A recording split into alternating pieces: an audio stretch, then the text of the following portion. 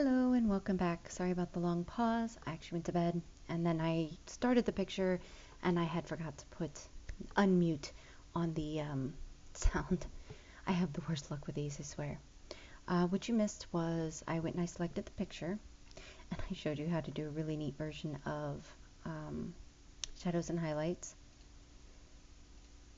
But for now, we're just going to start right here. I didn't get very far before I realized what was going on.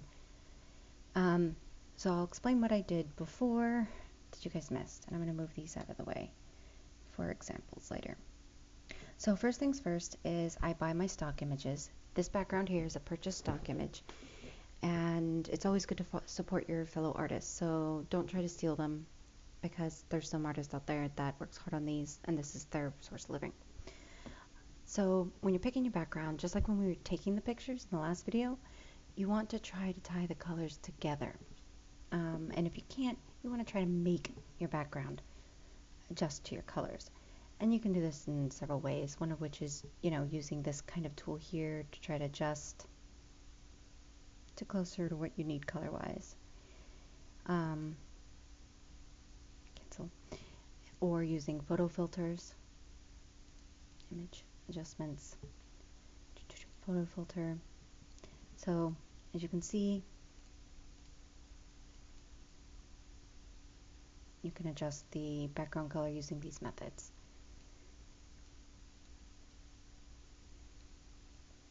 And you should be able to see it in advance. See green, reds, reddish orange. I'm not seeing a very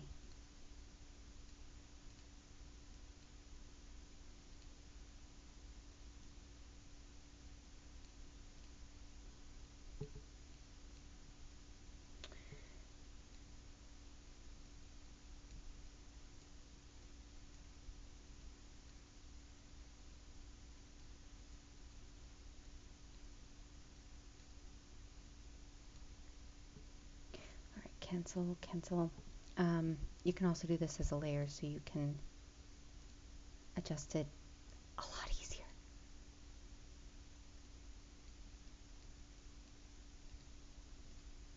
I don't think any of these are going to be of help. Back to color. I guess that's better.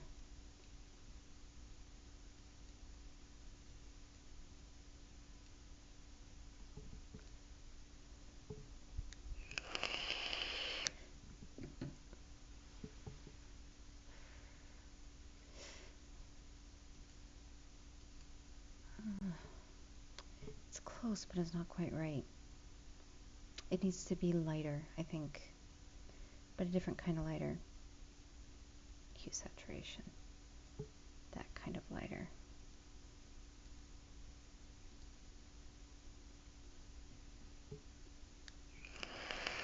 That way we're maintaining the color. Okay, so what I was showing you to do before, layer mask right here. I'm going to get rid of the unwanted pieces. Again, I've actually already done this once. So remember to work on the layer mask because you can fix the things that you erase. I'm going to start with erasing this portion of the hair.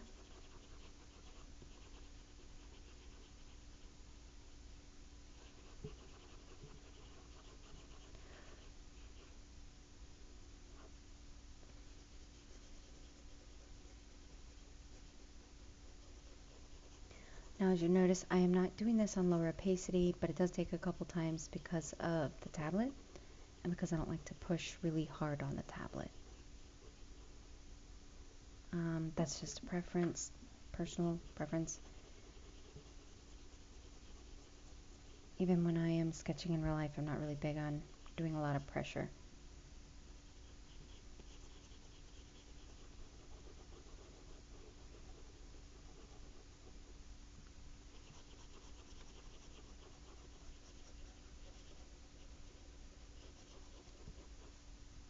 Get rid of all this hair. We're going to be redrawing some of the hair. Sometimes I will redraw hair from scratch, like completely redraw the whole head. Sometimes I will just redraw parts and pieces of it.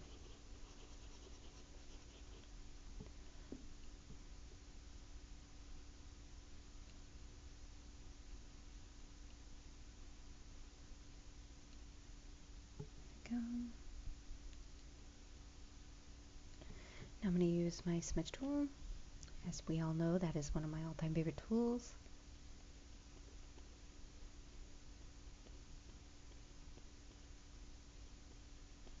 I'm going to smudge this black into all of the crooks here.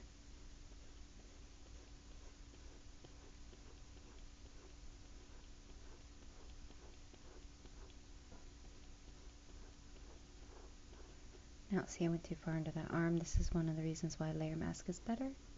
I can put back what I just messed up.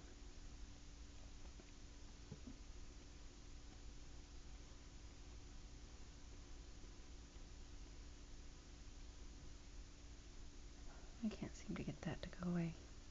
I'll come back and look at it in a moment. Oops. I definitely don't want that. I want this. So I'm actually using my mouse here. That way I have some more solid black to spread around versus gray. Because that's exactly what you're doing. You're spreading around the black.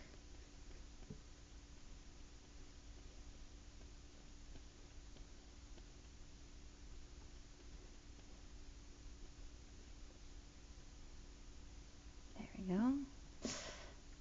Alrighty. Got that mostly taken care of.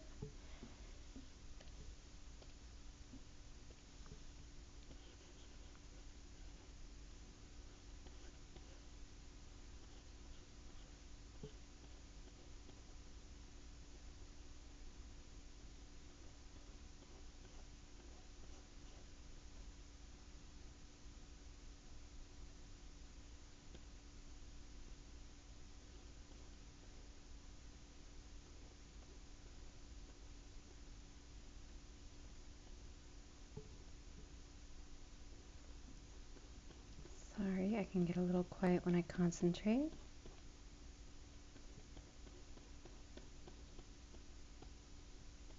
I think that's part of the problem sometimes editing something in real time. You can get lost in your thoughts, and then there's this really weird, awkward silence. Alrighty. Now in this picture, I wasn't planning on redrawing all the hairs, planning to redraw as minimal as possible. So I'm trying to keep as much of the hair intact as I can.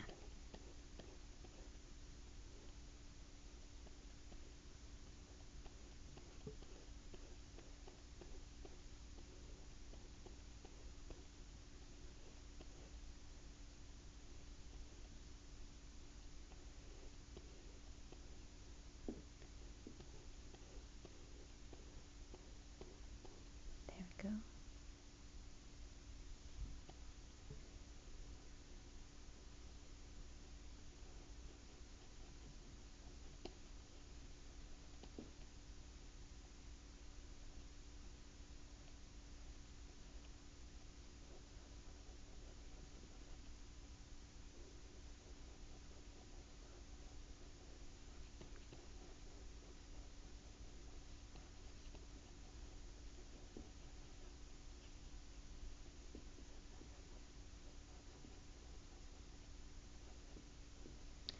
Alrighty, let's have a look-see. There we go. Much better. Got a lot of pixelated edges on her arms. We'll have to take care of that. Okay, so I have the general area where the hair is going to be. So I'm going to start the hair. Normally, I have middle tone color. Right about here. Okay. Now we're gonna need this. Gonna need a softer brush. actually need to go down to the hairbrushes.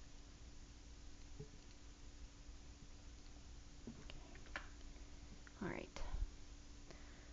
So let's put back the hair where we're going to actually want it.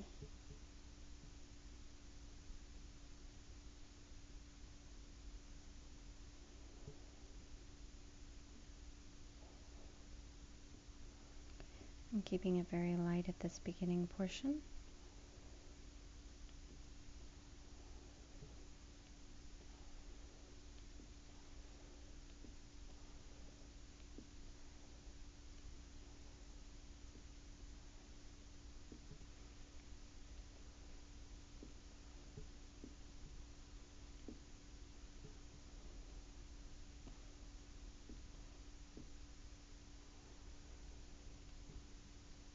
I think that's good for there. Now this is a partial hair redraw. Say withdrawal. Partial hair redraw works slightly different than a full hair redraw.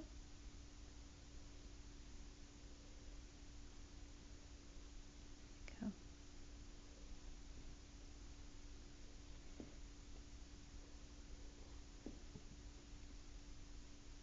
Oh, whoa, whoa, whoa, whoa. Why does it keep lagging when I do that?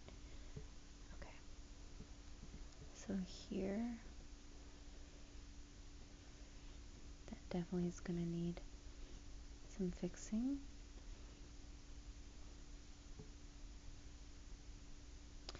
And do I want hair behind her again? Maybe. We're going to go with maybe and leave that right there as that. I'm going to fix this a little more.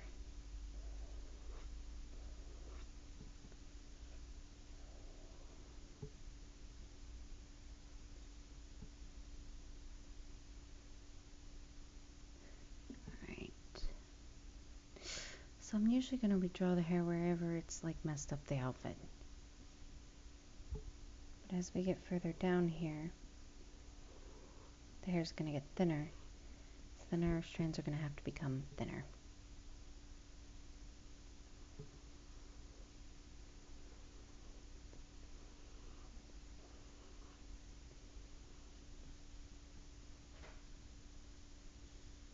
Right there. Oh, that part's going to be hard.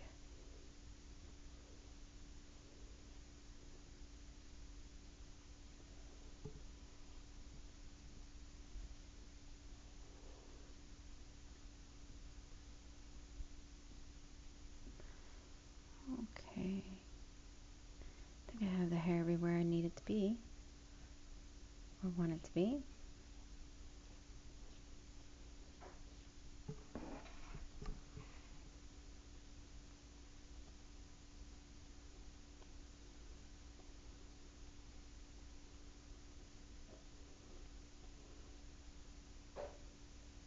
Now we're going to come back, next layer, we're going to come back with a smaller brush. Fine hair sparse. And we're going to go with a little lighter. Doing okay, Ken? So I'm going to pick from the hair itself, and as usual, just a hair lighter than that.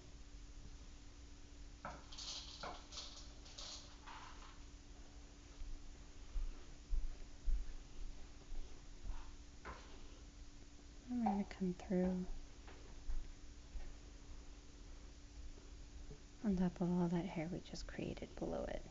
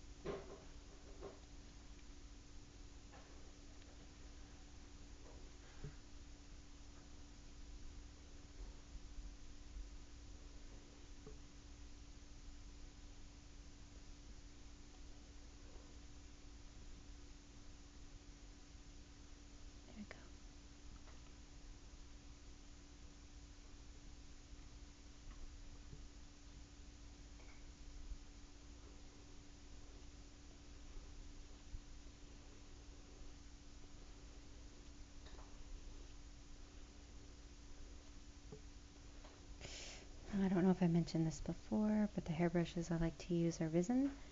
Those are just my preferences. There are a lot of different hairbrushes you can find. Different people put different ones out.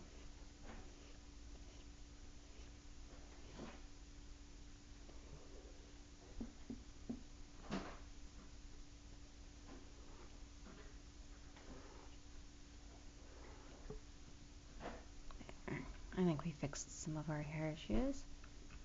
Oh, I've got that up there. So we're going to adjust the coloring, by the way, so that it matches a little better. I'm going to use Color Balance for this. But as I've mentioned before, you can use a lot of different things. There. Oh yeah, much better.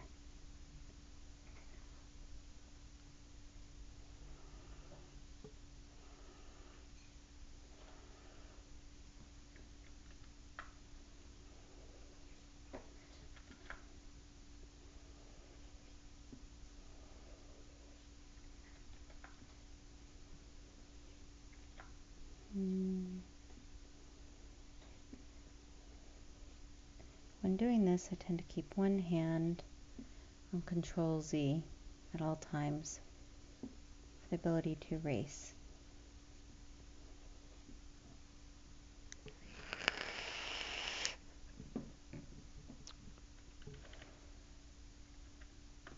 Now I'm going to take this color darker again, and I'm going to try to grab it from over here. Oh crap, I was on the wrong layer. Oh, whatever, it doesn't matter. Ideally, I wouldn't be on the wrong layer.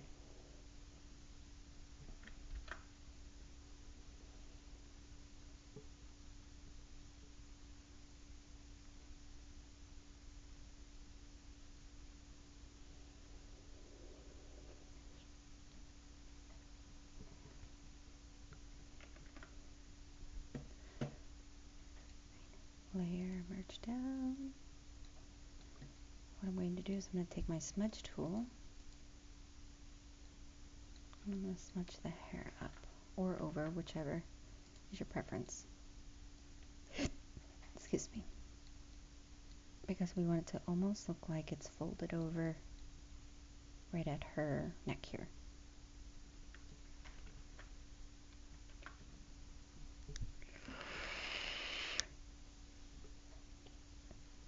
New layer. More highlights in the hair, especially over where the sun is. So with the sun and the highlights, I'm going to actually just change this a little bit. You see? I went a little bit closer to orange.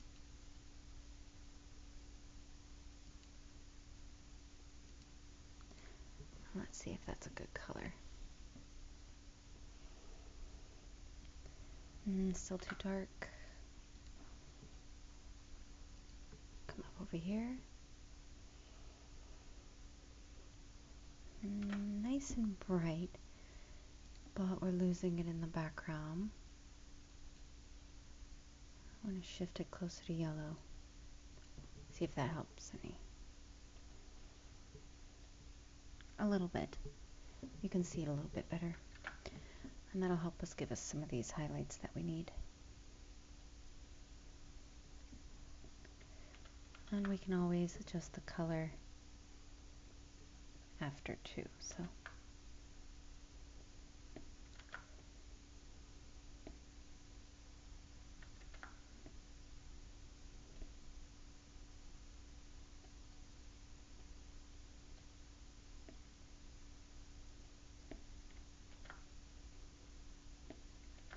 Oh, I can't get a smooth stroke to save my life, can I?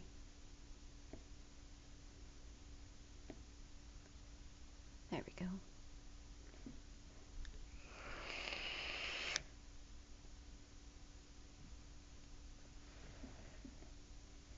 Anywhere where we think our light might be touching is where we're going to want to add these. I'm actually going to shrink this brush down a little. And I'm going to jump the smoothing up.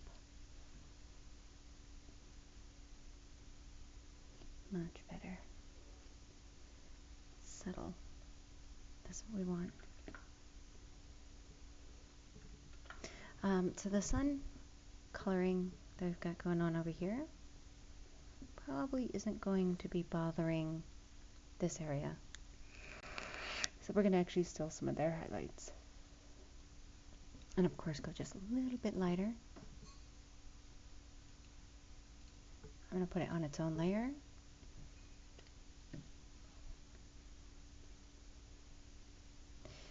Let's see, may not have been light enough.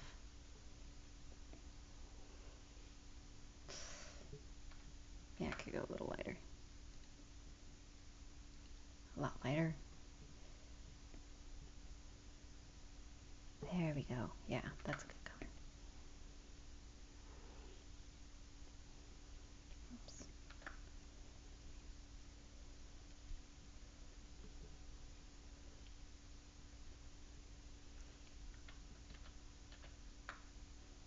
That one right there.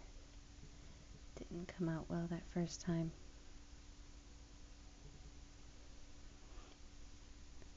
And I'm going to come back with this. Gently whiten some of those. We're going to look back over here at these colors. See what we can do with some color balance.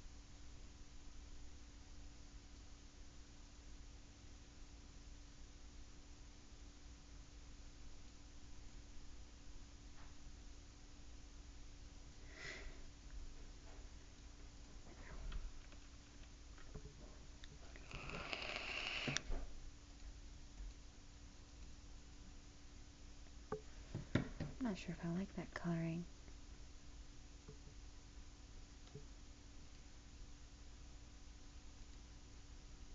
There's something slightly off about it. Can't quite place it either.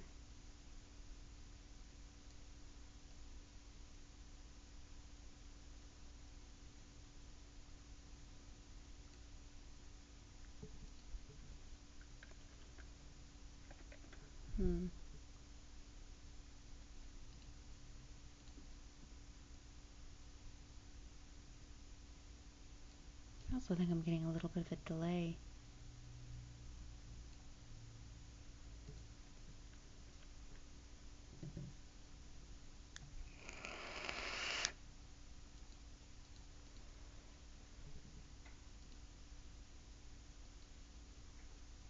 Pull our saturation down a little on that. There we go. Let's go back to the other layer we were working on. We're going to add a couple of highlights over here that are not near that sun. Oops. Better.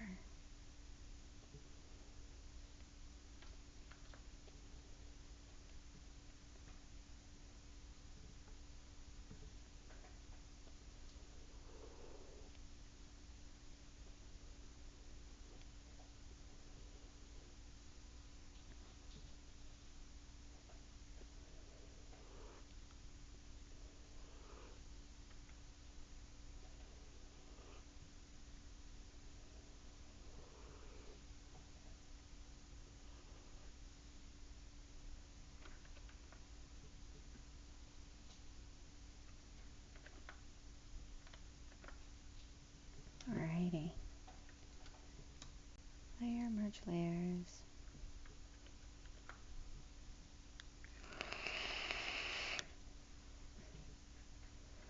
What we've got going on right here. What is that? Oh, it's like a shadowed piece of hair. We're definitely gonna have to fix that.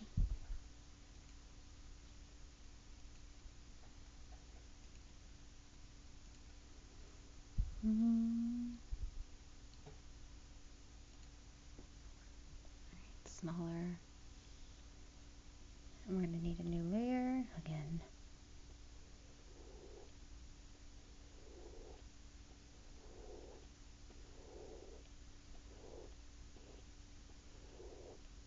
Okay, come back with our highlights.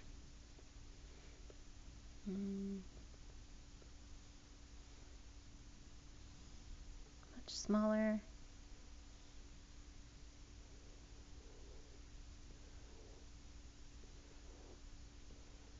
Oh, it's better.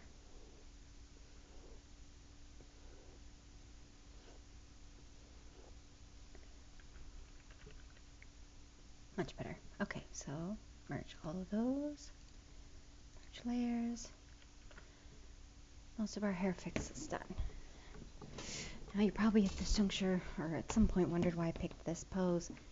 I plan to put curtains in front of her, and I'm going to have her parting them with her hand.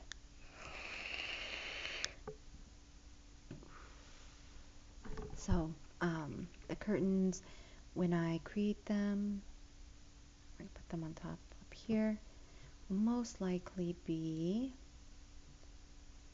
we're going to use a hard elliptical just because, just so you can see where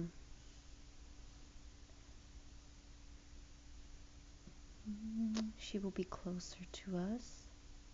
And to do that, we're going to have to crop our background a little.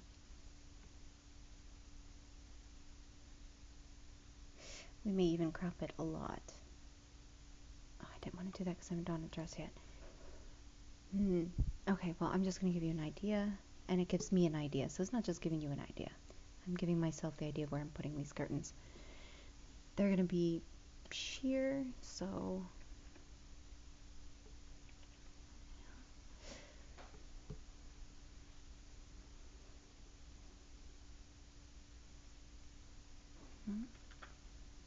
it comes down, and her hand holds it back, slips behind the arm, and then it'll come down here. Maybe not that long. And of course, our other curtain, we can either have it come all the way over here,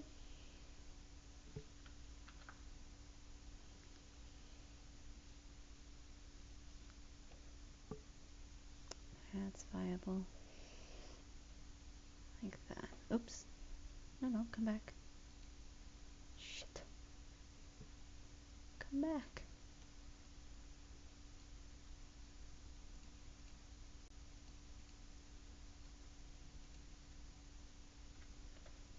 There, okay. So, general idea of where I'm putting my curtains. That will get changed a little bit too. It also gives me an idea of creating her in a depth perspective way. And I'm not going to keep her in the center of the picture, rule of thirds, unless you're making a statement and doing that on purpose. You generally don't want to do that. Anyway, so the next thing, now that I have an idea where my curtains are, is I am going to be drawing her clothes too. So, drawing clothes was also part of the tutorial I tried to do earlier and didn't work out. So I'm going to give you the same warning that I tried to give you before. When you're drawing clothes, it's a lot of trial and error, and you're going to make mistakes. Lots of them, all kinds of them. I'm going to make a bunch of mistakes. Sometimes you'll get most of the way through and be like, I don't like how this is turning out. That's okay. So don't be intimidated by mistakes. First thing I tend to do is I get a new hand, or I try to keep the hand I have so I can create the skirt in a depth way. There we go. I'm going to Control C this as soon as I have all the pieces I want of it. There we go. Control C, Control V. Now I'm not going to do anything with that arm. That arm, its whole soul's purpose is to be on top of the clothes. Alright. So if you just saw before that, I eyedroppered this here. And now I'm going to come through. Oh, I hate when this is on.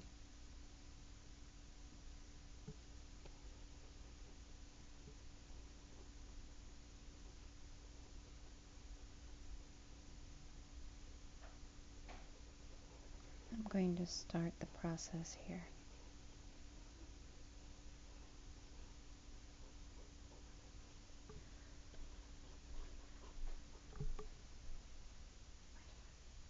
Honey, just ask. It's okay. I don't have any work today.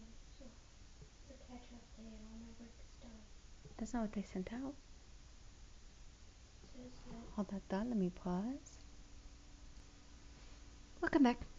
I'm not gonna lie, I absolutely love this pause feature. I didn't have this before. I don't even remember what I was using, but I did not have the feature where I could pause and leave for a couple hours and come back. It is like the greatest thing. Anyway, so back to the picture.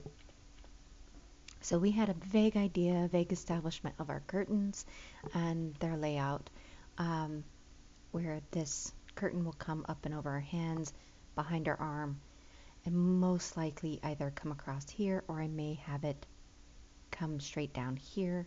If I have it come straight down here, I'm going to bring the curtain over this way to give it more droop. The idea behind this is to give her as little obstruction as possible and obstruct as little as possible whilst tying in the curtains really, really well.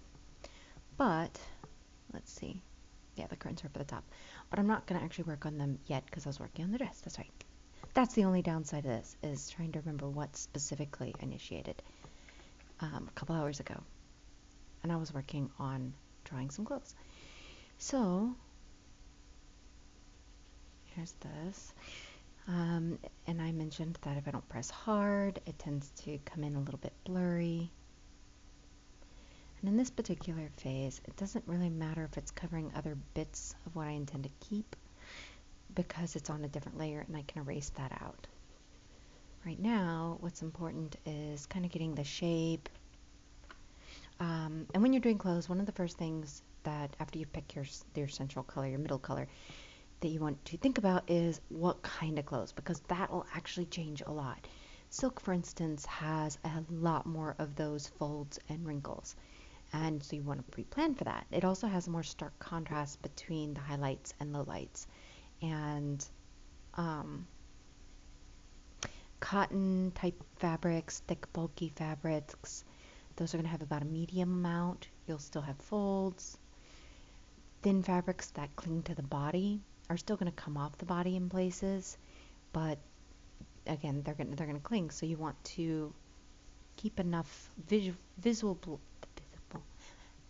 to yourself to know where you're going to need the clingy fabric. I'm not quite sure where I wanted to go with her dress. Somewhere between a clingy dress and something very flowy, fantasy oriented.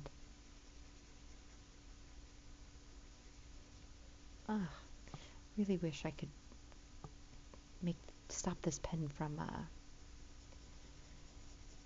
doing a lighter stroke. Maybe if I swap out to a different... No.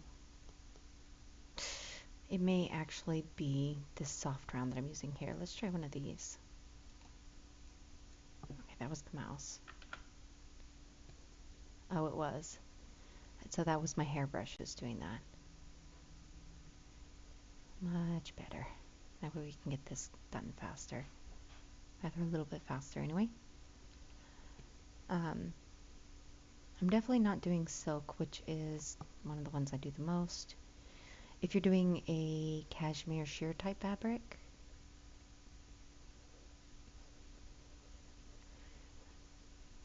there we go. That's going to cling a little bit more to the body, but also have a little bit more folds in it too. The folds actually will show people that the fabric's there. The more sheer it is, the more you're going to want that kind of fabric. So I'm actually going to try drawing two different types and decide which one I like more. Alright, I have somewhat of a base here.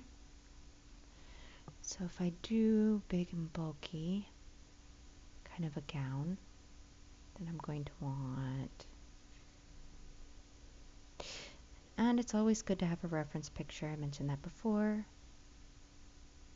No, I don't want it coming out that way. Well, let's look at it anyway. We can always change the shape as we go. So if I go with this, this is roughly the shape. If I'm going to go with a kind of a, I don't know, very fantasy oriented flowing gown.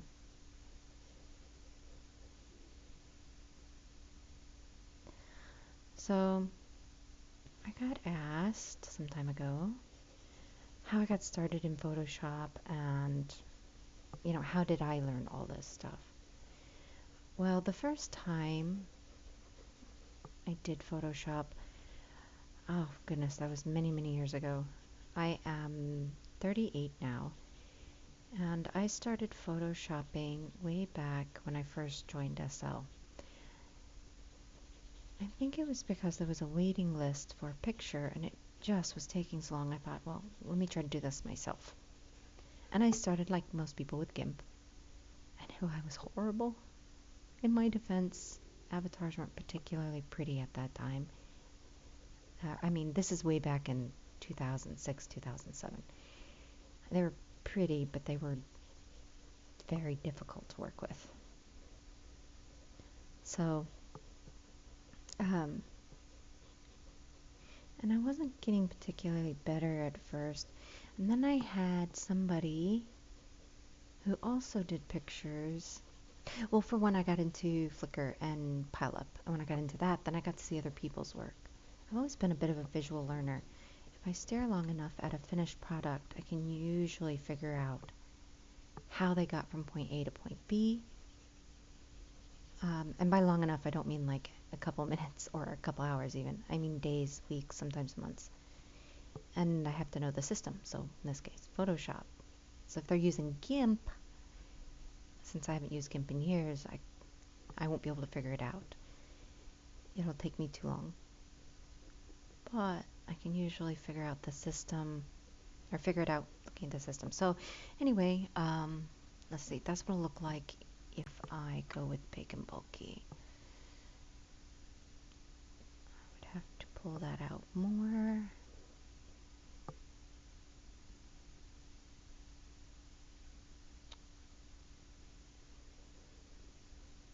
Exaggerate that a little.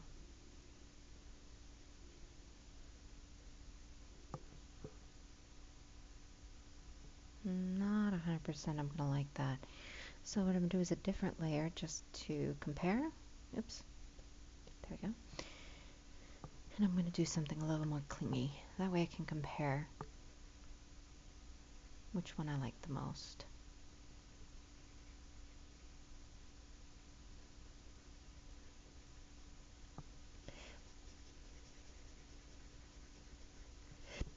Excuse me.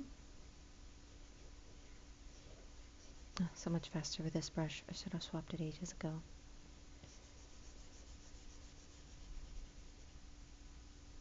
With clingy, you'll notice that I am staying close but not identical, or not directly, completely on it. Clothes have weight, and the more weight they have, the more they hang. Oh yes, anyway, so I made a friend, and he too did Photoshop. And I remember him one day saying, you should soften the edges, because my edges were really hard, and I didn't ever really notice that. I didn't pay attention.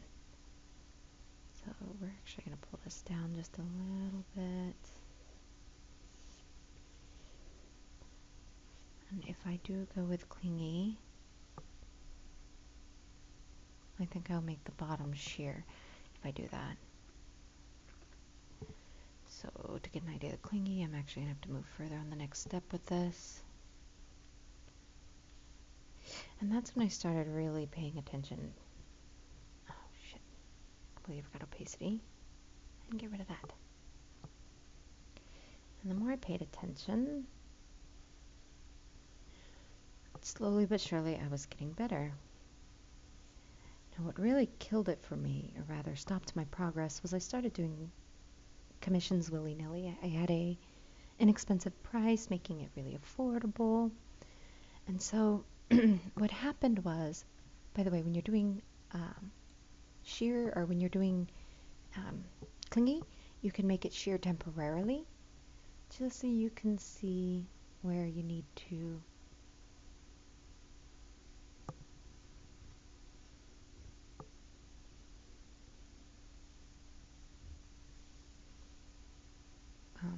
sorry, where you need to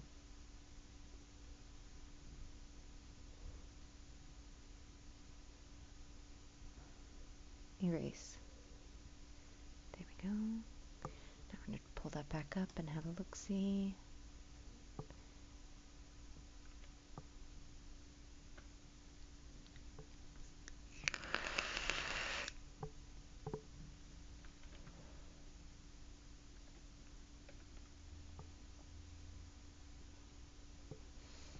I don't do, I'm going to use my smudge tool. I'm getting a little bit of an edge there that I'm not a big fan of.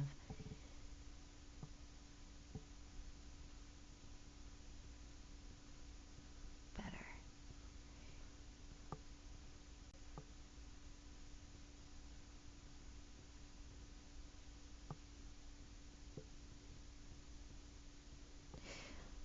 Anyway,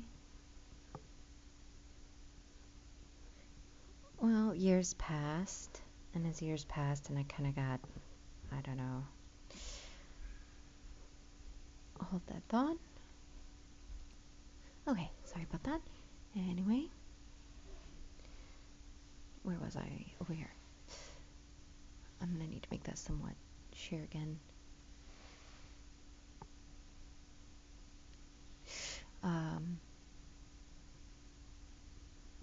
I started just watching other people's tutorials. First I did my own, and then I started watching other people's tutorials. And that is when I started to get really good.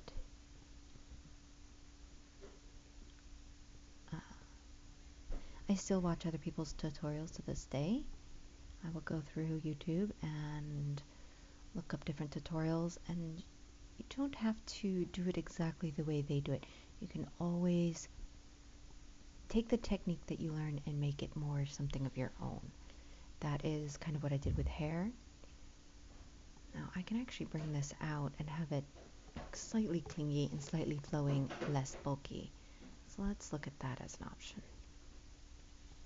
Because I don't think I like it straight up and down.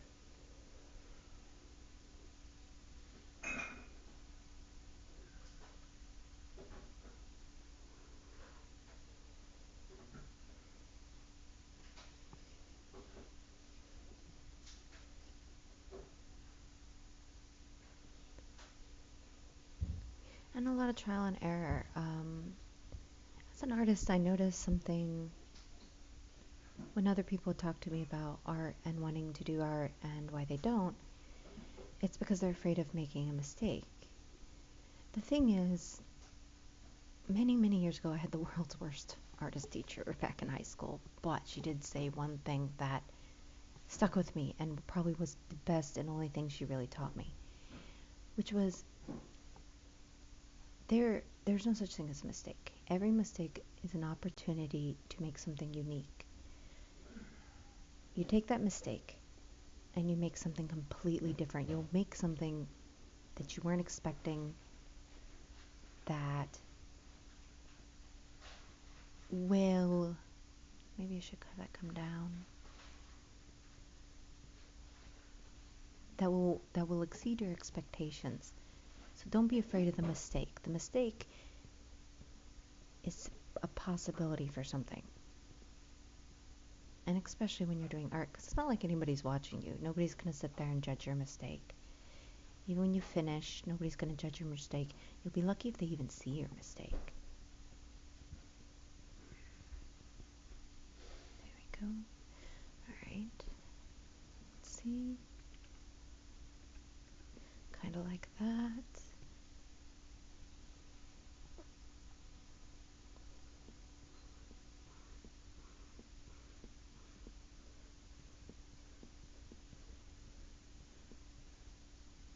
So I like this better than the bulky thing I was doing before.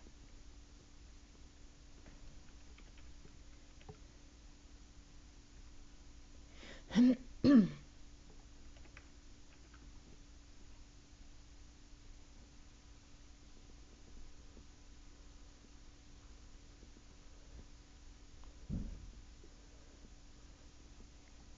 we go.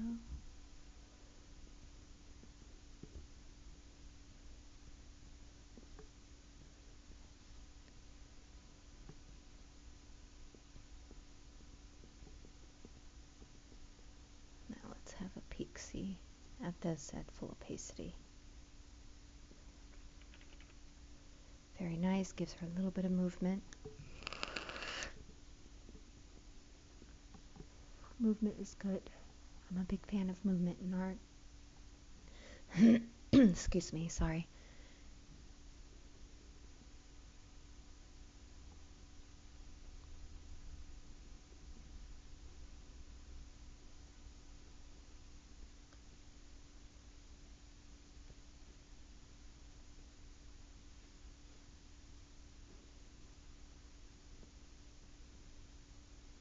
There you go.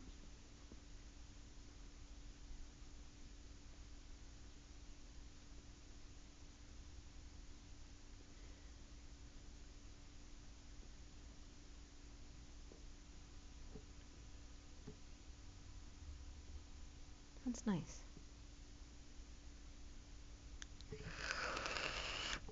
I like that. Okay, so I definitely am not a big fan of the big bulky one. I'm going to get rid of it. I'm going to turn this partially sheer because I'm going to want to bring back some of these details in this lingerie. I'm going to duplicate this layer because I'm not positive I want to keep them. And I don't want to have to fix the skirt too much. So I'm going to bring this down.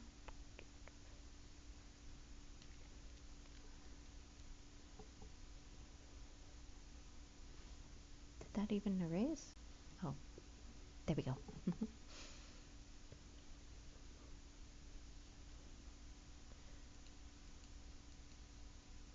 There it is.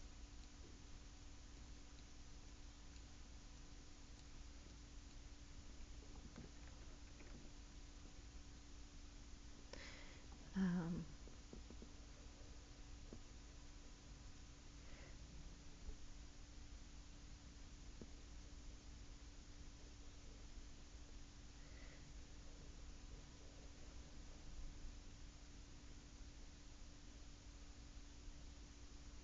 so anyway, I think it was specifically a hair tutorial which was the big marking point for me. I watched one and I had to watch a non-Second Life one because there was no Second Life hair tutorial. And I thought, there needs to be. There are people out there who draw Second Life hair and it looks so much better than at the time. Keep in mind the hair was different. This is before your Stealthic and before dough. Everything looked very clumpy, very unrealistic.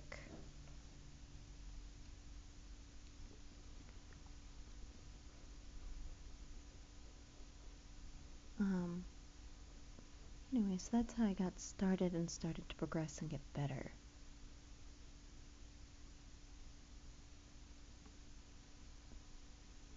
Alright, let's see if, oh, let's also trace right here. Oops.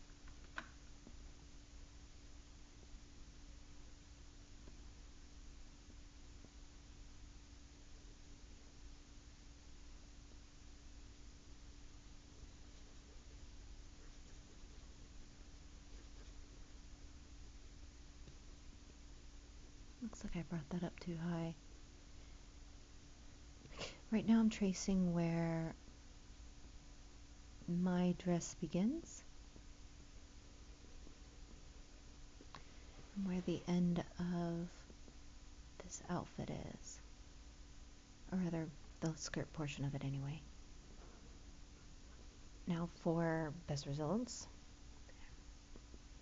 I'm going to want to have this come up. And I'll blend it in. What I mean by that is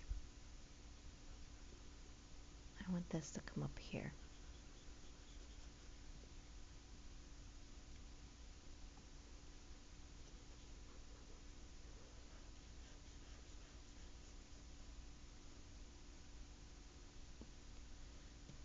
Now we're going to opacity up. We can see this really well.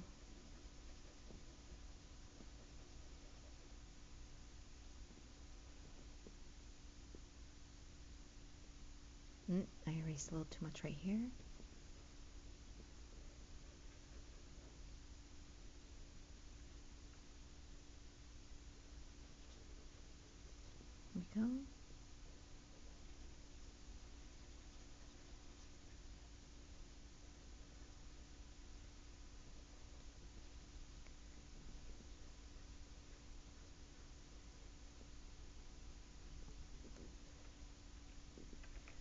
look like I got all the flowers. Not sure how that happened. Oh, the hair, I see. I worked around the hair.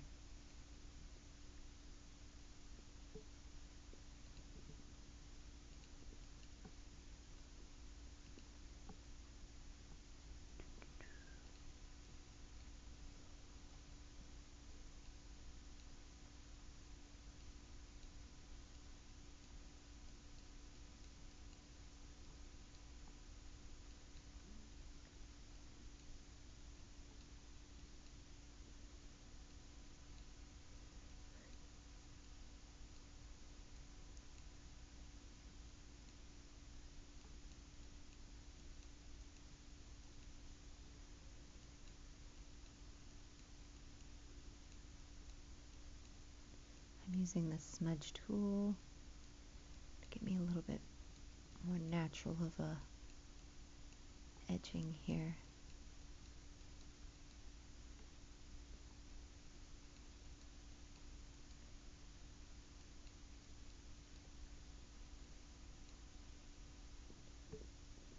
And I'll have to make sure I get my hair down there as well.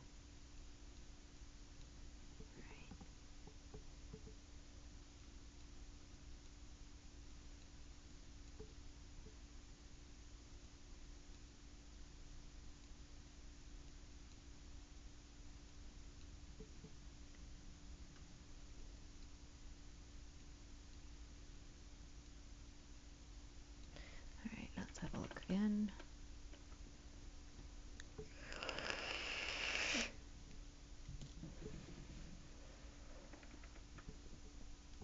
Okay, so we have the base to the dress.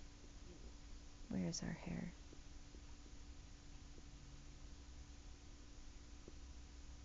There it is. We're going to put our hair over top, up here. There we go. So I know that what I need to do is fill in the gaps here with the hair.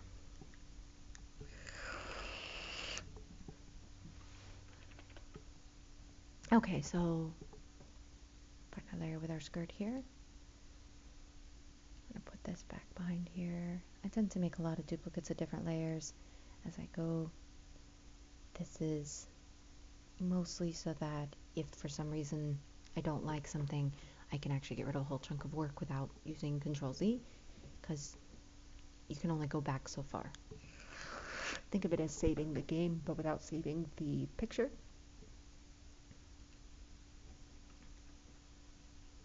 Into like 60 different pictures. Sorry, I didn't finish that thought. So here's what I want to do. I want to see where else I want to add this, and if I want to add it elsewhere. Do I want to bring it up here? I think so. So let's go back to that layer. I think that would look a little bit more natural.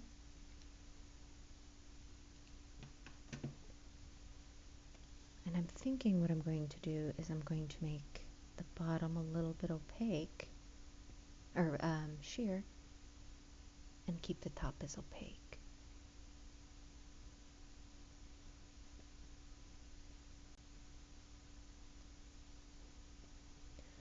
If you let your creativity run, you can come up with all kinds of really neat stuff, clothes that other people haven't seen and probably won't see. Recreating something a second time is so freaking hard.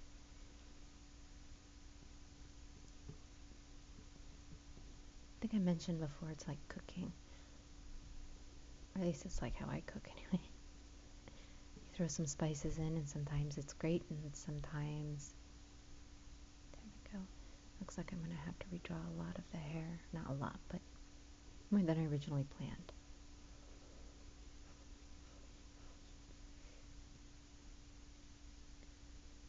So a perfect example is this is a dress, and absolutely nobody else will have this dress.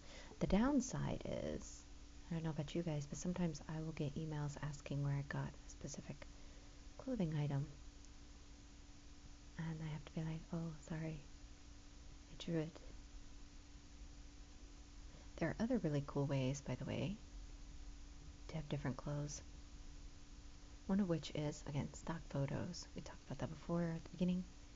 you can use stock photos. People will actually sell stock photos of clothing. And the hardest part of that is making sure that the avatar is in the same position as the dress or clothing. I don't draw a lot of pants, shorts, blouses. I do know how. It's the same premise. So if you're looking to do that kind of work, it's almost exactly the same.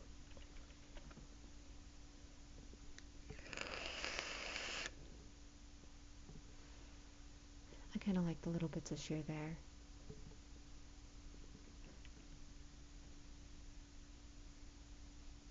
Also kind of looks like it stands out a little. Alright. I'm going to do another layer because I want to see what would happen if I fill that in. How it'll look.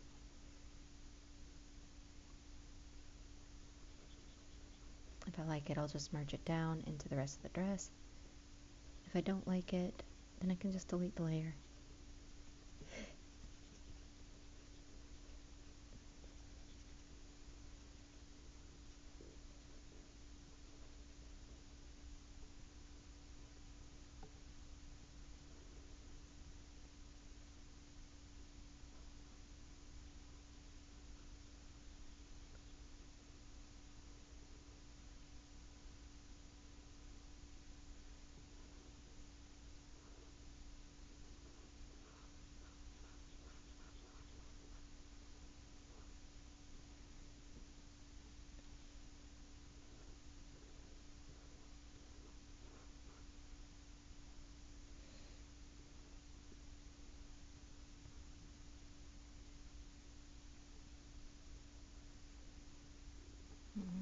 I'm not sure.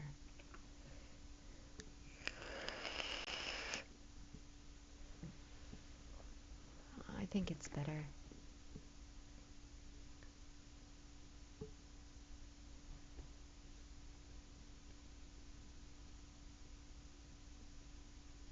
So that means I'm going to have to redraw these strands right here. That's okay, because we have other hair that we're going to be redrawing anyway.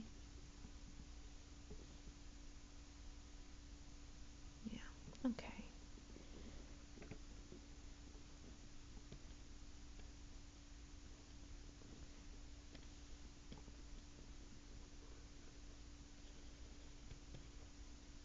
When I get all very concentrated, I don't know about you guys, but I can lose track of what I was talking about pretty easy and really quick. I do recommend you check out other tutorials, not just mine, and this should give you a broader scope to develop your own personal styles. You can branch out and create some really, really awesome stuff. And feel free to, if you create something using any of my tutorials, show me. I love artwork. I'm a really big fan of just looking at art, not just doing art. Alright, layer merge down. And I have a little bit of hardness over here I don't like. I'm going to try to smooth this out.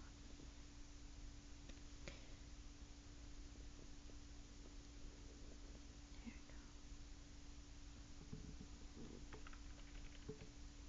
go. Better. So, as you recall, if I take this off, we started with lingerie, and now we're moving on to the dress.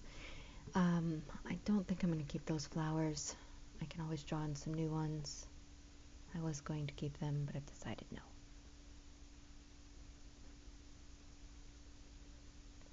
They're simply too... they stick out too much. Which is sad, because I'm pretty sure that's why I bought this specific lingerie for this specific photo to show you guys. But yeah, if you have a Flickr link, feel free to drop that in the comments too, and I will follow. Why comments rather than messaging? That's because other people can follow too, and we can all follow each other's progress as we learn and grow. I still feel like I have plenty of places to learn and grow myself. Oop, I have a spot that I didn't get. There we go. Trying to escape there.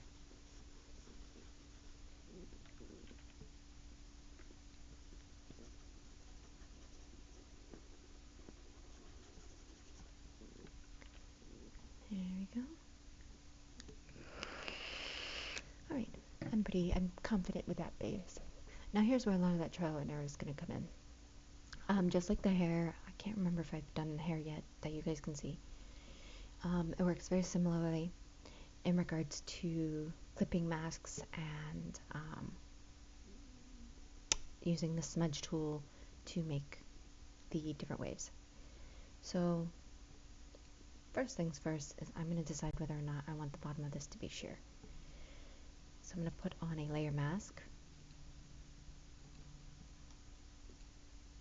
I'm going to up the size of this brush. And this takes a lot of layering if you do something like this, just forewarning.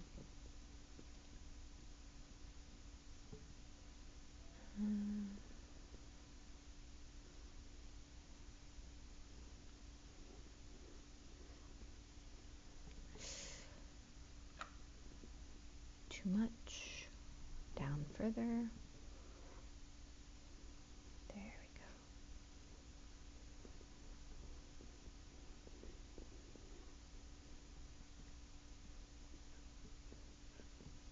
No.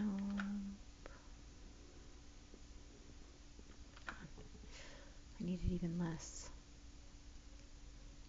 Put it on 5. Let's try that, shall we?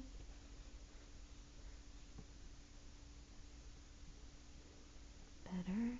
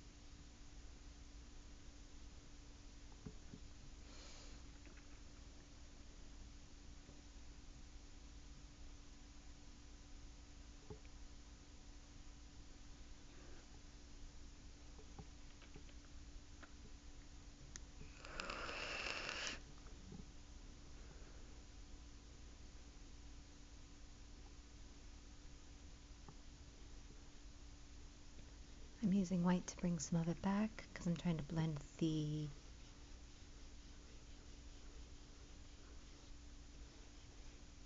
non-opacity into, or the opacity into the sheer.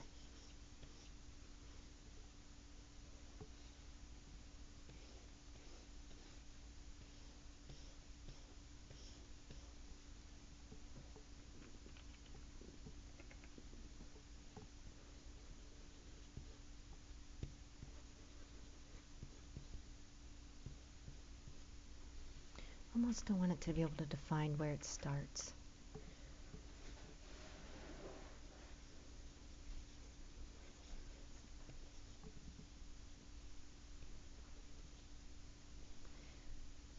I'm not getting a very strong, I don't want to up that, but I can see way too sheerly through this. You see what I'm saying?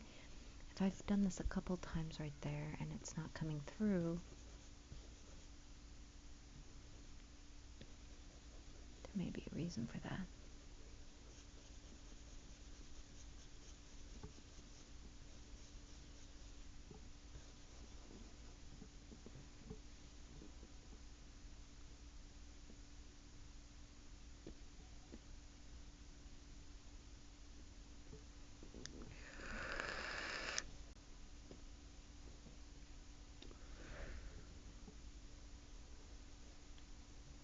Well, it's not that. It's still there.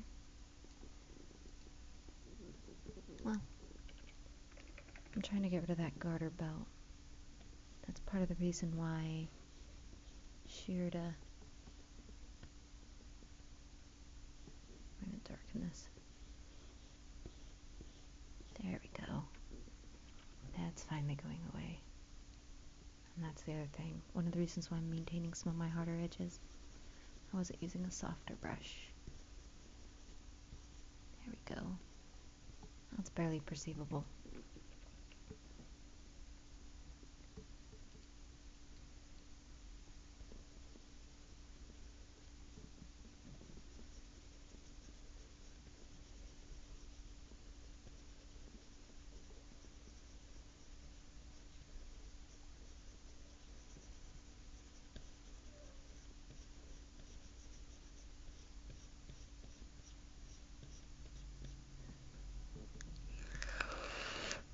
nice, gentle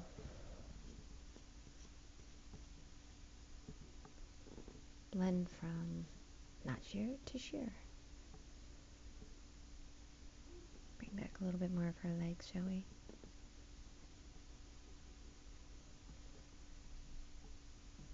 No, the black seems to come in darker.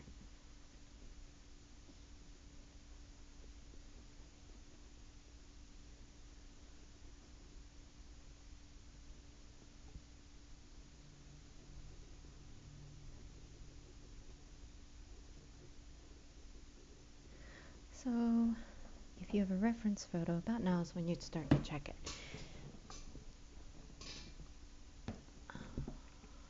My goodness, doesn't that make the butt look huge?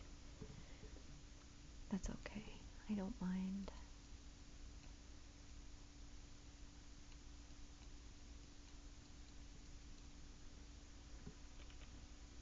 There. So you want to look at your shadows and highlights again. Shadows and highlights actually make the pictures. And we're now on that. I shifted over to the clipping layer. And I'm going to either look at doing my shadows or highlights first. I am going to pop up the opacity to my brush. And I'm going to change this to, let's do our highlights first, simply because you can pop them over the shadows. So I changed that to screen. Now you can, of course, use, put that there.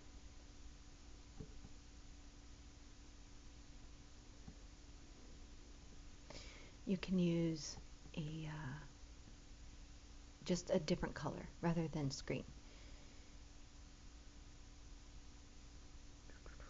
Alright. So, let's check our strength, bring it down to 75.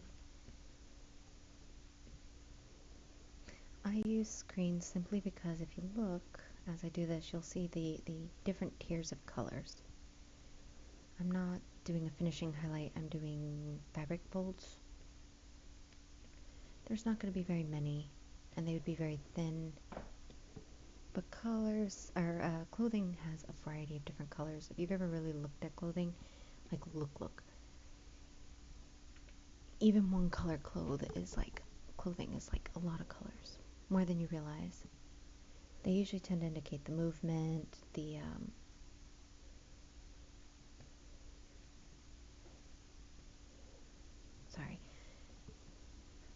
movement, lighting, and which way the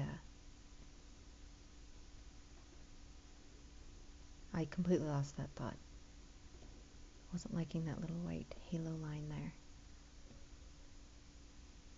So right now, not looking the prettiest. Do not panic. It's not going to look pretty the first couple layers. You're going to keep moving your coloring around until you have a generalized feel for highlights, shadows, that kind of thing. What you find aesthetically appealing. Now, folds, that's what I was saying. Folds, how the clothing's folded. So for instance, most likely this is splayed out on the ground. It's not straight down. And if this is splayed out on the ground, there's going to be darkness right here. So we're actually going to shift some of that light. Like that. Just to indicate where it's going to fold over.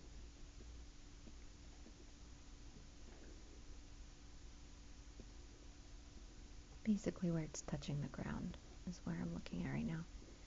When I put in the shadows, you'll see it much, much better.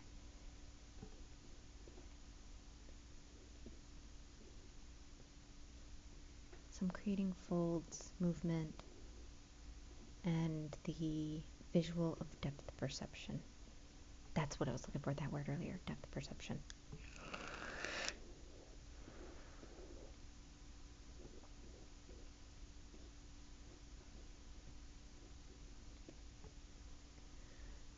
I'm going to come through with my eraser, soft brush, low opacity, much better eraser.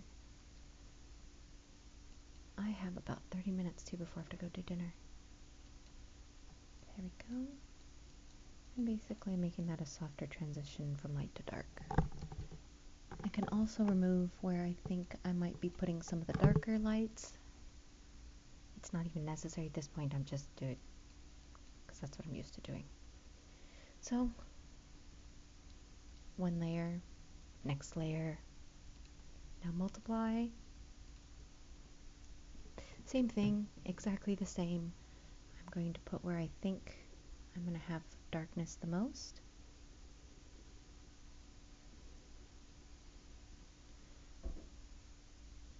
And folds, any kind of movement. And then I'm going to come back with that's the other thing. That's why that wasn't working out very well. Your softness when you're doing these types of fabric folds kind of important. Oh, strength needs to be higher, not lower. The higher the strength, the more easy it's going to pull. Or it's going to be a pain in the butt right now for no reason.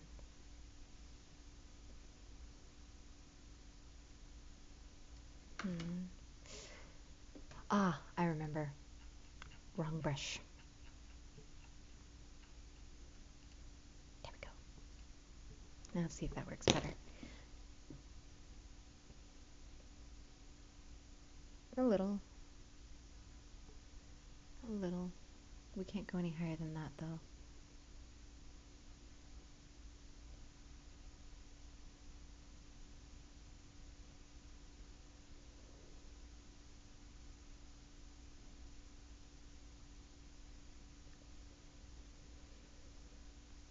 Now this is just one way to create these. You can actually just draw these too. The smudge tool, as you all know by now, is my favorite tool, so I tend to use it for a lot of things.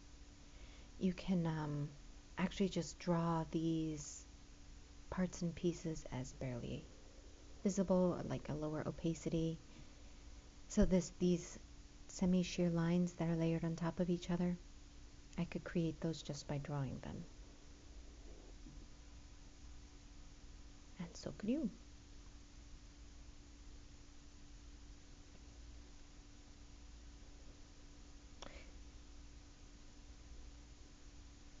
Now, I want to show you something. Alright, do you see that fold right there? Do you see how it curves in? That's actually fairly natural, especially if I'd brought it all the way down to here. So don't be afraid of curves. That's one of the mistakes that I made at the beginning, and one of the most common mistakes is to focus purely on up and down.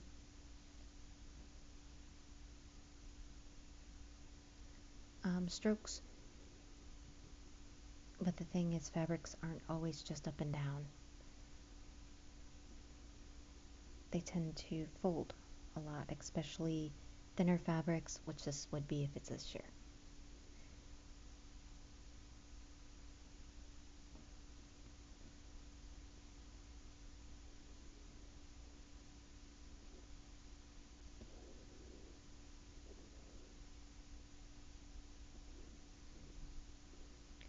We lost a lot of darkness there.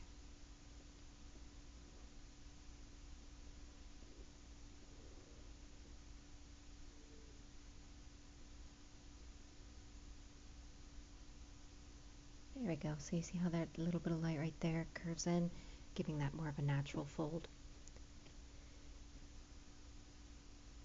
which is really, really good. See, that's without the lights, and the dark without the, or this is the highlights without the dark. This is the darkness without the highlights. And here's without them both.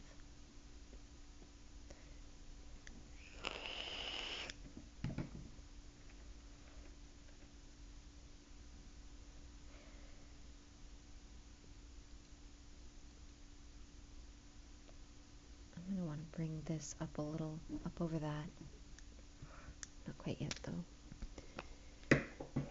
And it looks like I'm going to need to fix the knee area too. Give me just 1 second. Change out my vape batteries.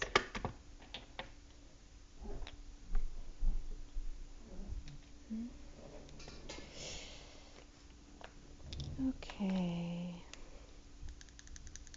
If you followed me from like years ago, I used to smoke. The vape was a wonderful tool to help me quit smoking. And let me be very, very clear, I'm well over age. I'm 38. I don't like how that color is right there. So let's go back to our shadows. Yeah, it's our shadows doing it. There we go.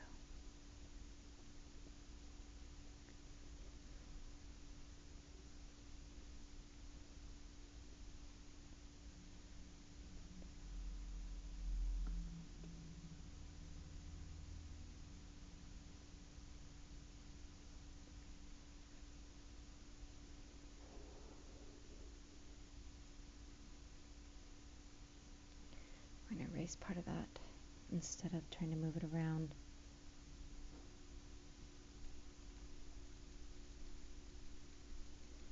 Wherever the light is going to be just a little bit more sheer than everywhere else. And our light's coming from this direction, so.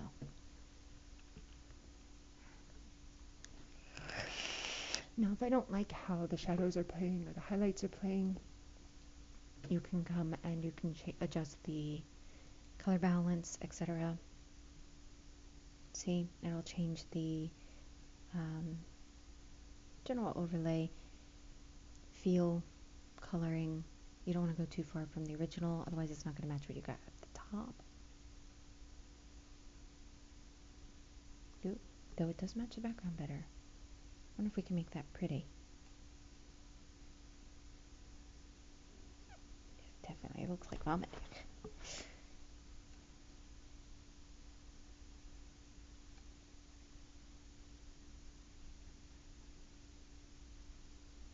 Alright, let's move a little bit more that way.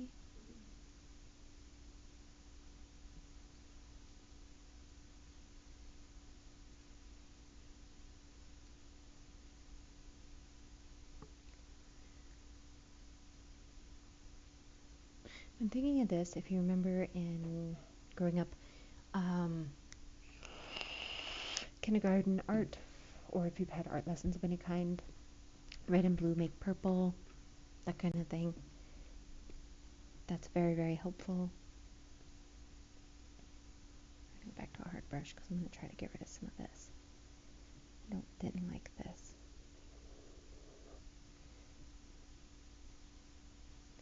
Now you're going to notice it's not coming out the color that I've got on my swatch over there, and that's because while we were pushing in that clipping mask, the shadows and highlights were pushing over here as well.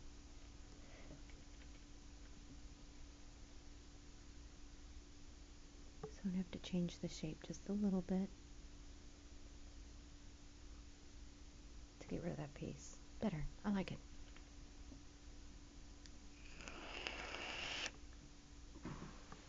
Okay. So I changed my shadows. I can change my highlights if I want. Color balance.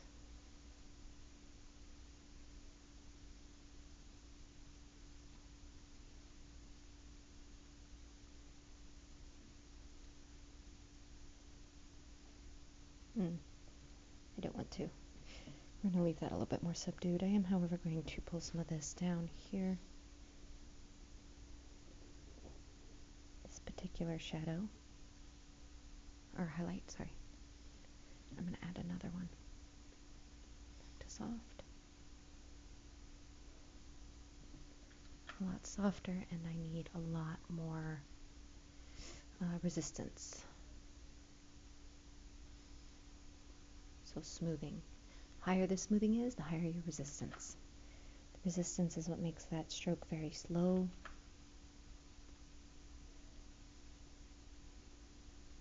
Or lower resistance, sorry.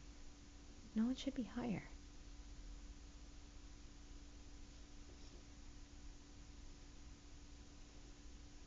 Huh. That's up really high. That should be smoothing that down to annoying levels. But it's not. Again, probably has to do with which brush I'm using. If we go back to pressure size, let's see. I tend to like the pressure brushes. What I'm doing now is I'm adding some more precise highlights. If we're going to do that, we might as well do another layer. Screen. That way we can blur out some of the precise highlights.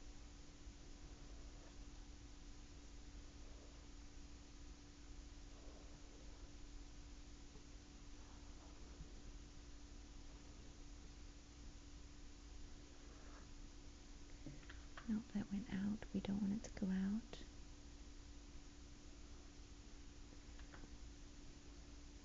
There we go.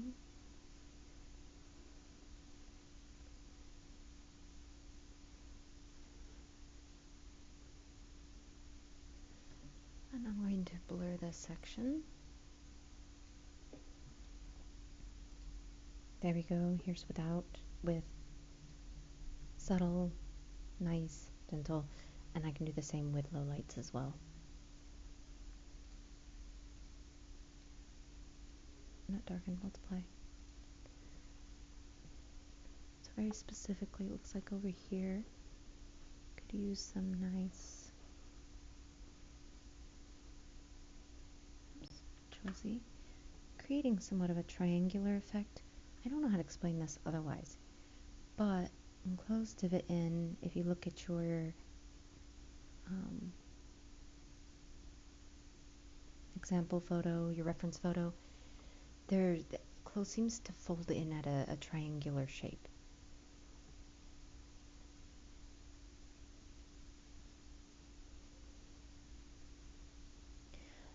The darker the transition, the deeper that fold.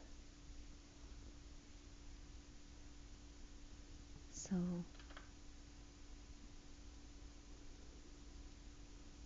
this right here is a pretty deep fold I've got going on.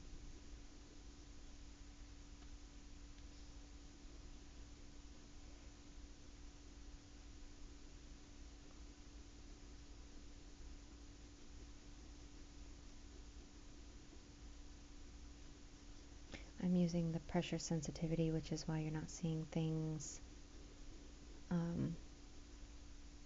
come through perfectly, or no, come through quickly. There we go.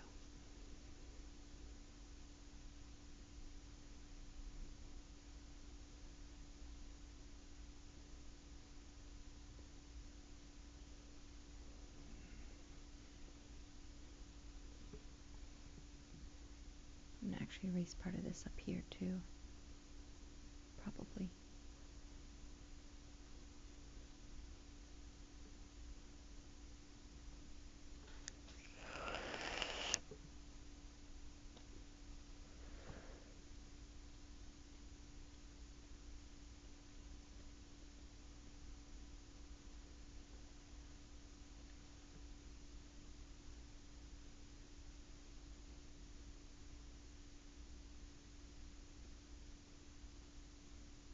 Oops. The second line wasn't supposed to be there. It's supposed to be continuous of the first one. There we go.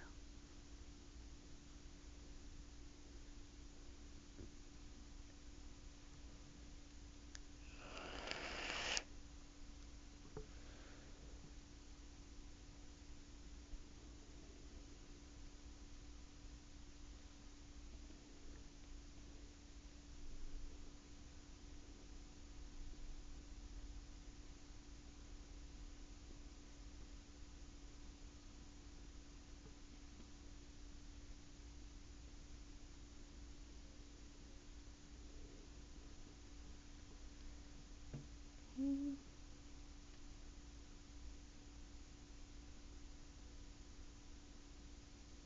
No, I don't want to mess up the other line.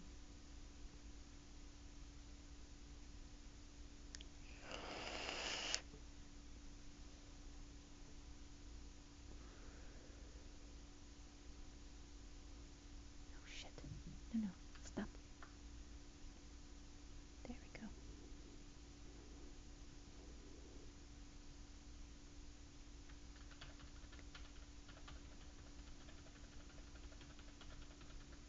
See, I like this right here, not a big fan of this. So, obviously, my issue's over here.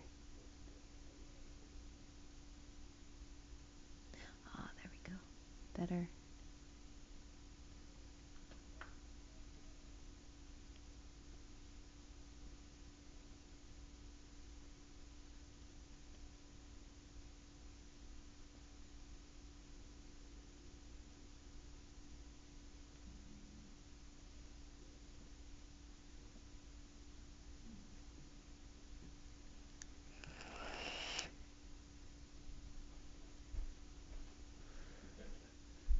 Just read at work that New Jersey and some other states are desperate for COBOL programmers. All right, there we go. Sorry about that.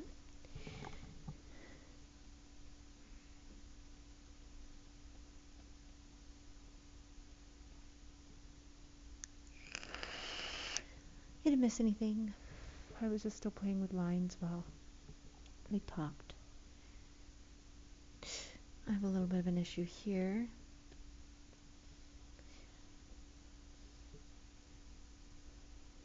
So I'm going to use a smaller brush and I'm blend out some erasing of the shadow here.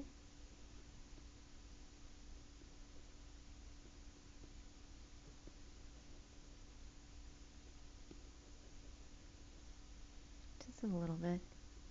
And then I'm going to come back with this to try to darken some more.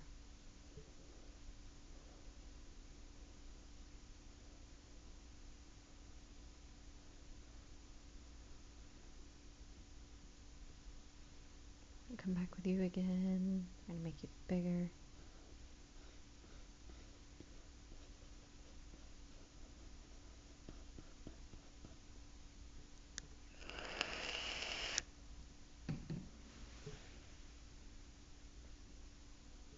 Okay, let's see. Definitely need to fix those shadows there. Not a big fan. Right there.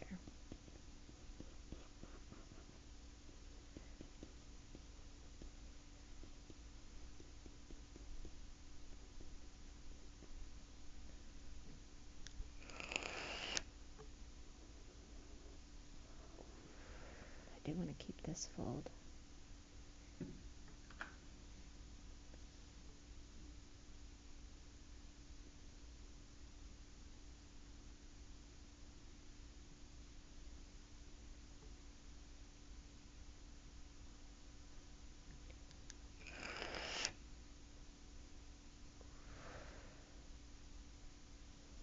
Okay, I'm liking that. Now you'll notice that our sheerness, a lot less sheer. Now we can actually jump up the sheerness if we wish by erasing some more, dropping the opacity to this. Personally, I'd probably erase more. Using that layer mask.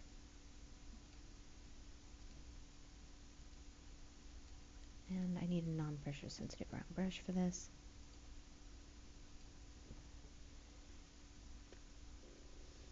There we go. You'll notice I don't really touch on the sides too much once we get down to this level of opacity, because that's defining where the fabric is.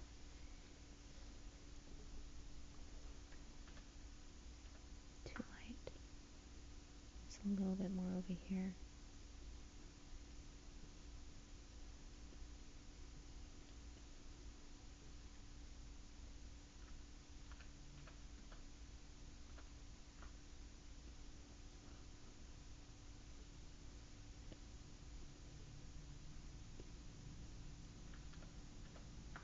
What is that darkness right there?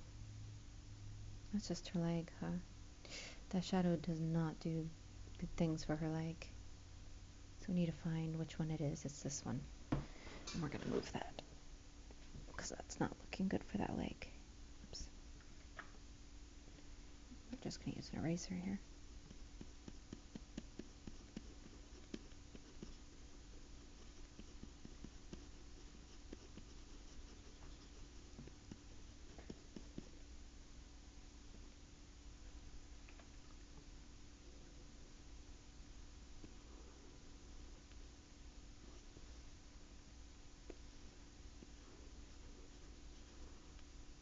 Trying to define that calf.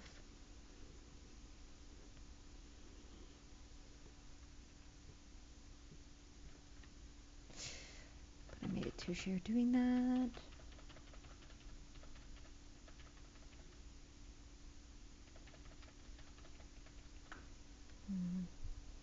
How can we fix that?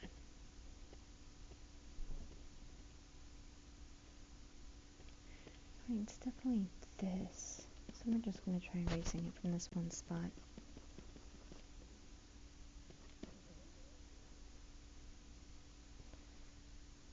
Right. To come back down here, we're going to bring back some of this.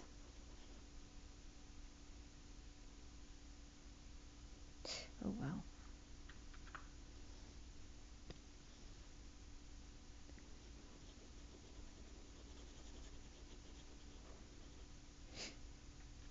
What is that doing? Erasing. Okay, yeah, no, I want that.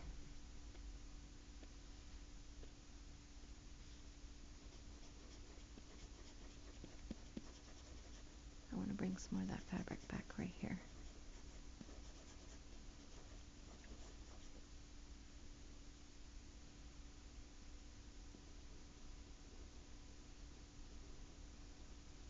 Where your shadows are, it's going to be less sheer. So bringing back some of that fabric will also give you a little bit more depth in certain places. And that's because the fabric is kind of crinkling in on itself. I'll not explain any better than that, but crinkling in on itself. So it's layered. So it's going to be darker. And to create that darker,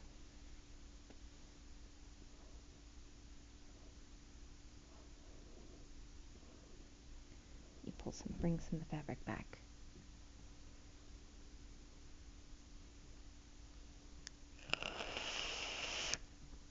So as you see, not particularly hard, but definitely tedious. Now at a certain point that I feel comfortable layering things down, not everything, just the skirt. Layer, merge layers. So I merged all my skirt layers down. It's all one layer now. Why did I do this? Because I can adjust my lighting even more, and because I can add even more layers. So for instance, I can up the lightness, which is different than brightness. Brightness retains the vibrancy, where lightness does not. In this case, I want to lose some of that vibrancy. My background isn't very vibrant. I don't want it vibrant. If, however, you do want to lighten it, lose the vibrance, but maintain the saturation, which are three different things. Vibrance is more like how the light enhances the color. Lightness is the tone, and saturation is how much color is there. So you can always bring in more saturation. That's actually really cool the way that pops, isn't it? Ooh, I wonder if we can enhance the top to make that even better. It's kind of got a cartoony look almost though. You can lower the saturation. I'm going to go back with my middle ground.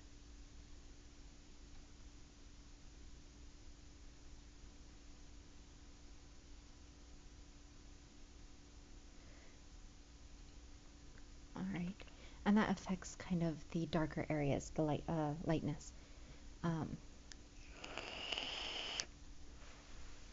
If I want to continue working on the skirt, it would be a smart idea to duplicate it again. So just to give you an idea of how far we've come in just this very brief bit of time here. So, oh, I had that at low percent. This is where our base started, and this is where our product is. I could almost, if I really, really wanted to, in there. I'm not going to because I want to enhance my shadows and highlights more.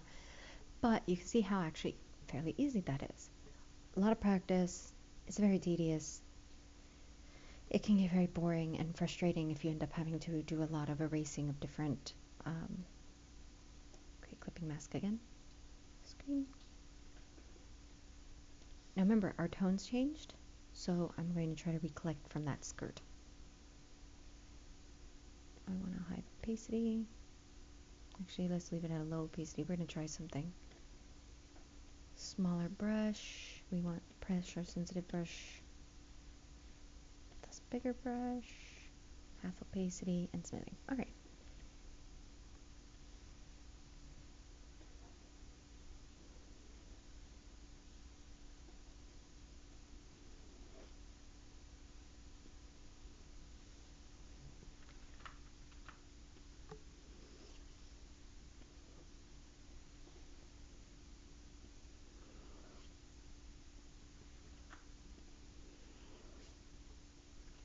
I think I need a little bit more saturation in this. That area.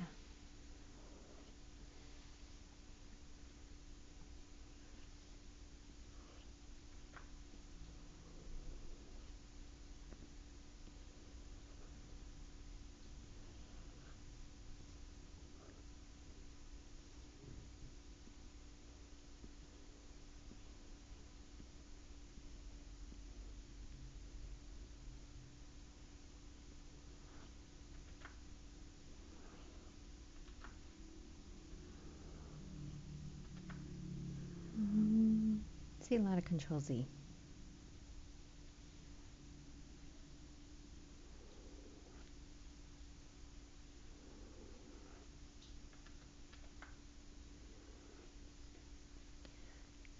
Now, I'm sure part of you is asking, well, what if I don't want like this many folds of my fabric?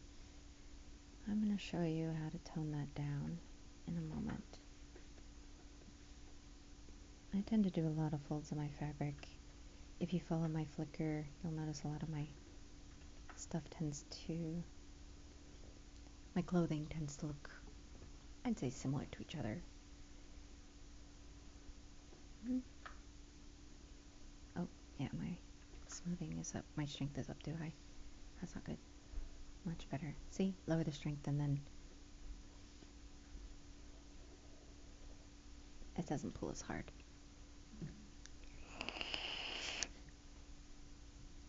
So just like with hair, I'm going to come through, and especially those newly placed lines, we want them to blend in with their old friends. And we do this by just erasing just a little bit at their beginnings and ends.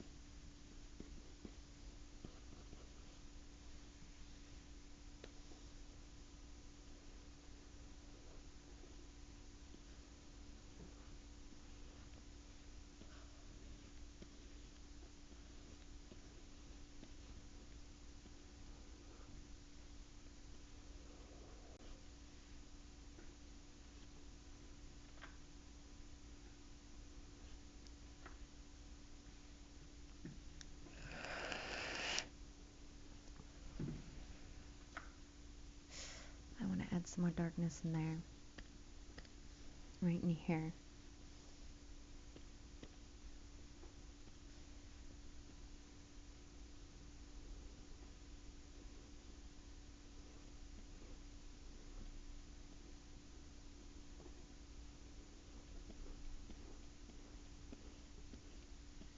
The darker I make these, the deeper that fold is going to be.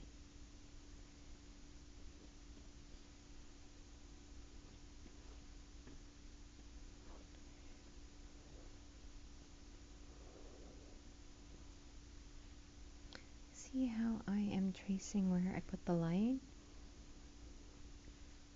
That also deepens your folds.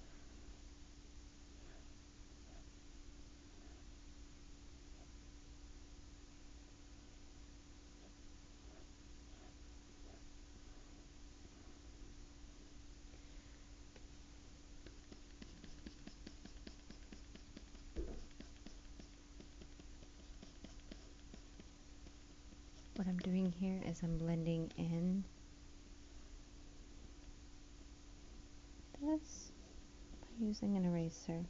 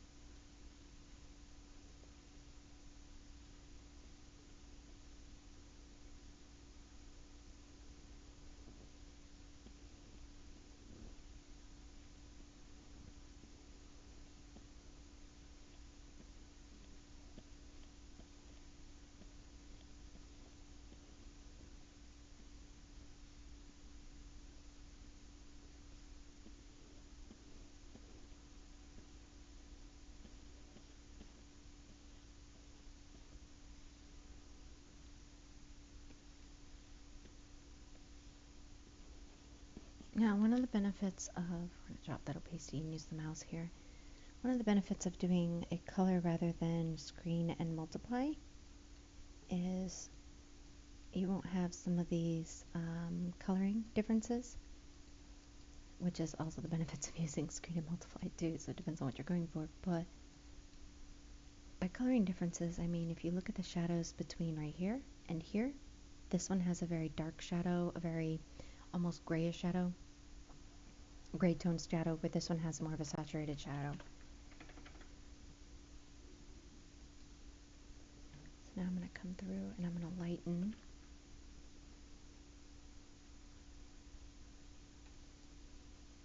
portions of this.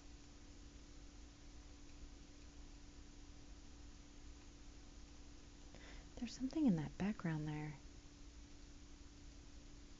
Where is it? I think it's already merged down. I think it's pretty much there. Whatever it is. Kind of pain in the butt though.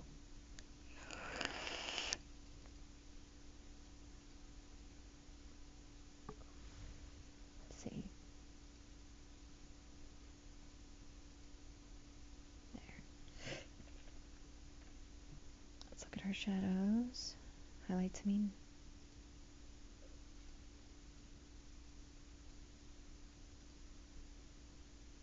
Oh, not color burn. I need to look at color dodge.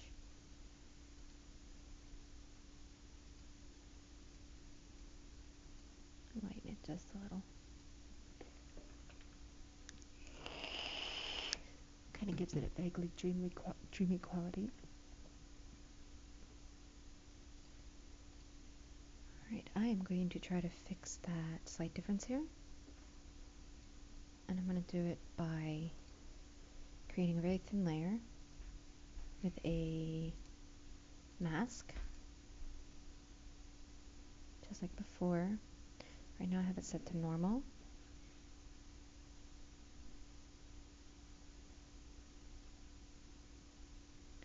And all it's going to do is come through and take out some of that shadows.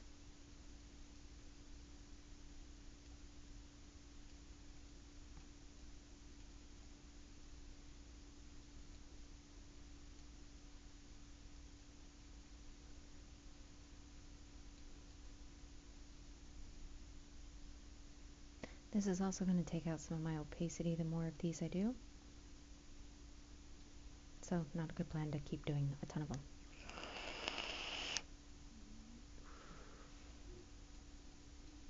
But I do want some of that specific darkness gone, that overly dark tone. Now, if I lower the opacity to this layer, check up here. Here's without it so far. With, you can see where it looks just a little bit better. I also have a bit of a shadow. Here we are. We're going to move that shadow right there. Erase it. We'll redraw it if we want it back. Just so I can see what I'm doing beneath that layer.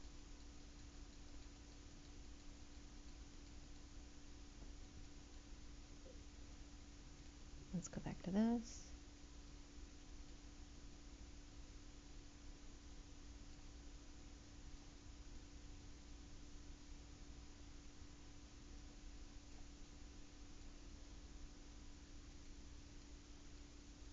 That.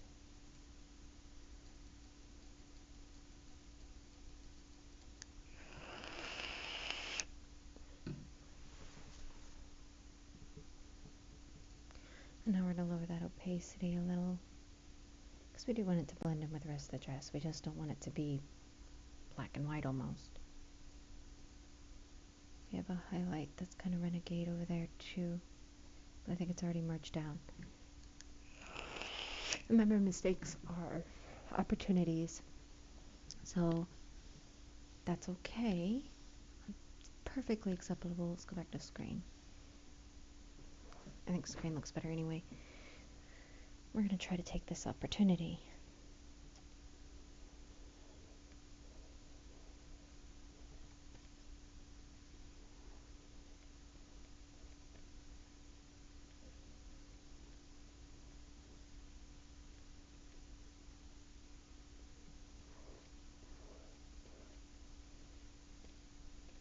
Mm-hmm.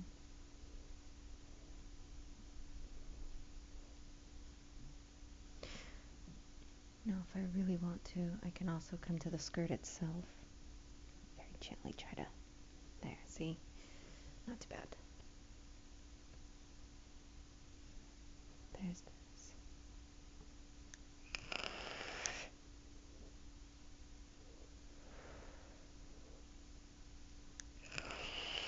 Alright, so what I started to tell you guys earlier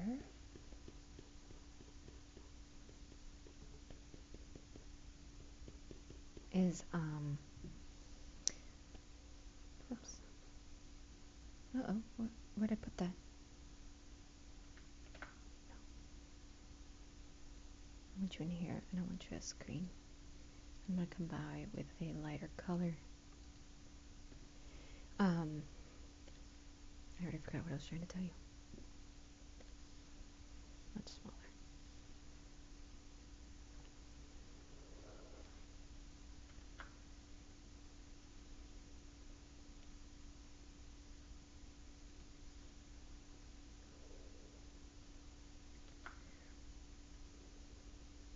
Again, you're noticing I'm putting the lighter portion of that fold closer to the shadow. And don't worry, don't forget, I'm trying to remember what it specifically I was going to tell you.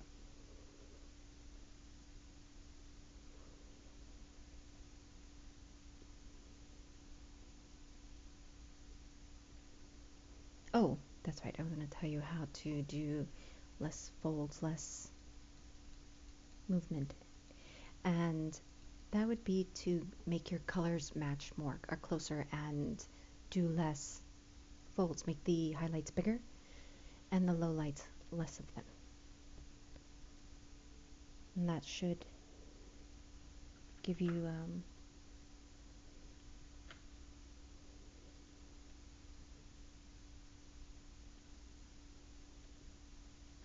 less wrinkles, less folds.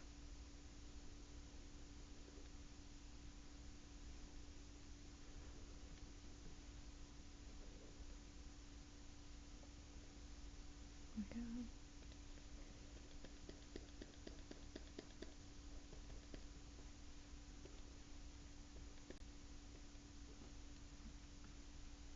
Definitely right here. Needs less. Here's the other highlights.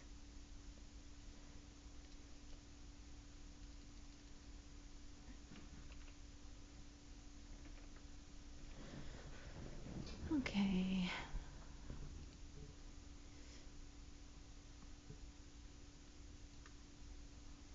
Layer, large layer.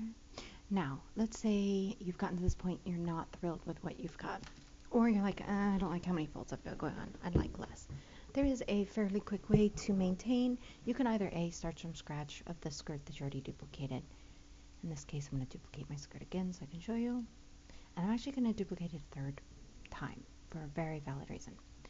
So I'm going to get rid of the one that I'm not going to touch. I'm going to create a clipping mask from this top one. And now I'm going to go in and I'm going to blur the skirt. Now as I blur the skirt, I can reduce how much is left of what I did. And in this way, I can, to a degree, start over with my folds. Now, of course, I would layer this down to the skirt beneath it. Layer, merge down. And it's more difficult when you're doing opacity layers, but here you can see before, after, and here's without that extra layer. So if I wanted to darken it and take away that extra opacity, start over with a few less rolls and wrinkles, I could simply merge these two right here, my other skirt and this one. But the blur allows you to come through and still maintain some of the work you did, so you don't feel like you just did like hours of nothing, but still get to start over some places, because in my opinion I felt like there was too much going on here. I could keep it, I could not, and let's say it's too much going on, but I do want to keep some of it. I can then take this here and I can simply adjust the opacity to how much of it I want to keep. So right here's good for me, I think. Layer merge down. You can change your mind a lot during each wave. Oops. No, we don't want to merge that down yet, because what we want to do is duplicate that other layer just in case we change our mind. It can be very indecisive. So we're going to put this down here with all our other saved layers. Now we're going to come back up, merge him down. And we're going to end the tutorial for today, or rather, whatever, because I think this has gone on for quite a bit. Let's see. Yeah, almost 2 hours. Anyway, so we're going to end for today, and we will pick back up. Next time I will probably do some hair without you and finish the dress a little bit more without you, but not using any other techniques than I've already showed you. You saw how I was using the thinner pressure sensitive brush to put in more popping highlights to the dress, and you noticed hopefully that I was putting bright highlights around the edges of the dress. Your instinct is going to want to put dark. You don't want to do that unless your background is dark. You almost want it to blend with your background to a degree. You want your picture to look like that light is what's hitting it. So I will probably put a shadow at the very bottom of the dress at the very end, but I'm not there yet. In the shadow, I will use the same technique with the multiply, the clipping mask. But I'm going to tie this up because 2 hours is a very, very long tutorial. I hope you enjoyed, and I will catch you next time.